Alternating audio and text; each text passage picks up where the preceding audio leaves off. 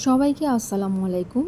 আজ আমি বানিয়ে দেখাবো কিভাবে চিনি গুড় ছাড়া আমসত্ত্ব বানানো যায়। আমসত্ত্ব বানানোর জন্য আমি এখানে পাকা আমের রস নিয়েছি। পাকা আমের রস হাতে চিপে অথবা আম কেটে ব্লেন্ড করেও নিতে পারেন।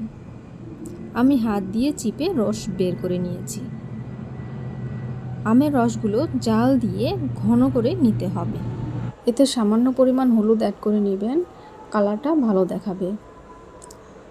আমের রসগুলো এরকম ঘন হয়ে এলে আমরা চুলা বন্ধ করে চুলা থেকে নামিয়ে নেব।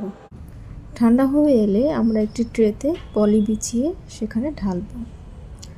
আপনারা চাইলে খালি ট্রেতেও ঢালতে পারেন, তবে সেক্ষেত্রে ট্রেতে একটু তেল ব্রাশ করে নিতে হবে।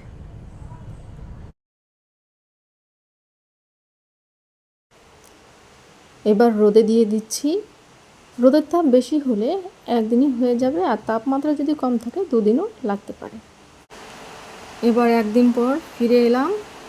আমসত্ত্ব শুকানো হয়ে গেছে।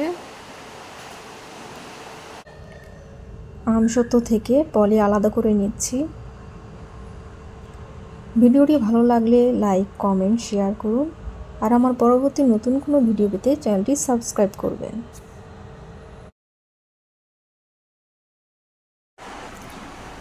এবার আমসত্ত্ব কাটার পালা। যে যেভাবে ইচ্ছা সেভাবেই আমসত্ত্ব কেটে নিতে পারেন। আমি লম্বালম্বি করে কাটার পর ছোট ছোট টুকরো করে আমসত্ত্ব কেটে নেব। এভাবে আমসত্ত্ব বানিয়ে কাচের বয়মে করে 1 বছর পর্যন্ত সংরক্ষণ করতে পারবেন। আমার মেয়ের কাছে আমসত্ত্বটা অনেক প্রিয়, তাই বছর জুড়ে সংরক্ষণ করা গেলেও আমি সংরক্ষণ করতে পারি না। বছরের অনেক আগেই শেষ হয়ে যায়। আপনারা লম্বা করে কেটে পেঁচিয়েও রাখতে পারেন। আমি এটি পরে ছোট করে কেটে নেব। তবে তার আগে চলুন দেখে আসি আমি আরেকটা প্লেটে রোদে দিয়েছিলাম সেটা কেমন হলো। আমি একটি ছড়ানো প্লেটে তেল ব্রাশ করে রোদে শুকিয়ে নিয়েছিলাম। এখন এগুলোকেও কেটে নিচ্ছি। দোকানে যে ম্যাঙ্গো বার পাওয়া যায় আমার কাছে স্বাদটা ঠিক তেমনই লেগেছে। আপনাদের কাছে কেমন লাগবে জানি না, তবে আশা করছি আপনাদের কাছেও ঠিক তেমনই লাগবে।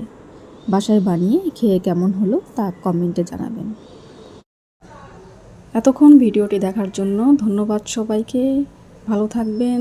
আবার ফিরে আসবো নতুন কোনো রেসিপি নিয়ে। আল্লাহ হাফেজ।